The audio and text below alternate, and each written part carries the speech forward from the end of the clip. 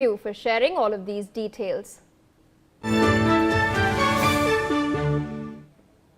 Japanese Prime Minister Sanae Takaichi will visit India from Wednesday for talks with Prime Minister Narendra Modi focused on boosting trade, investment and strategic cooperation between the two Asian partners.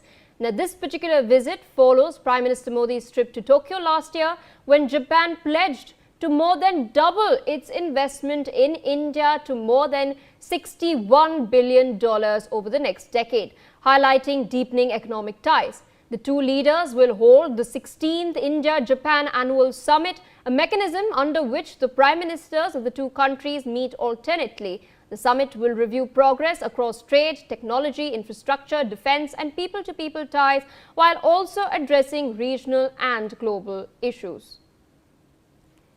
NewsX's senior executive editor Megha Sharma joins us on the broadcast to share further details. Megha, over to you. What can we expect from this power-packed visit? We've got information right now that the Prime Minister of Japan, Sanae Takaichi, will be arriving tomorrow in India at 7 p.m. local time, which is IST.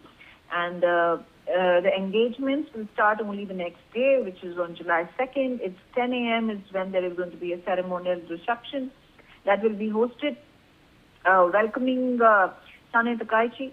This will happen at the Rashtrapati Bhavan, 11:30 a.m. is right after that a meeting with Prime Minister Narendra Modi. This will take place in Hyderabad House.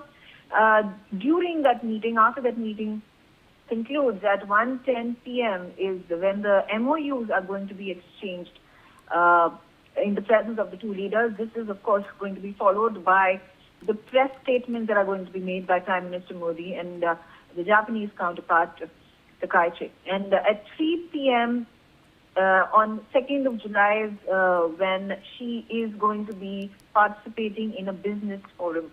This forum will gather at Hotel Taj Palace at 3 p.m. She is going to emplane for Tokyo the very next day, which is July 3rd at 11 a.m. So this is the schedule, this is the itinerary of Prime Minister Takaichi, who is here in India for 3 days. And mind you, this is her first visit to India ever since she was elected as the Prime Minister of Japan. Previously, the Prime Minister of India visited Tokyo. This was in August 29th and 30th is when he visited Tokyo, and he had that 15th India-Japan Annual Summit.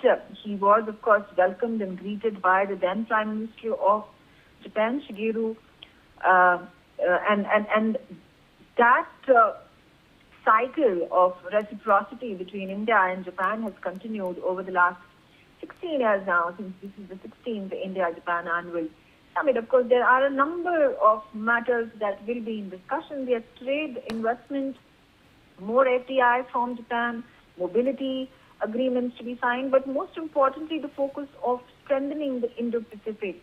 There was the foreign ministers' meeting of the Indo-Pacific, the foreign ministers' Quad meeting that had also taken place just a month ago, where the foreign ministers of all the 4 Quad nations, including Japan, had arrived in India and participated in it. There is yet another Quad foreign ministers meeting that is taking place in Philippines, as has been announced by the U.S. ambassador to India earlier today.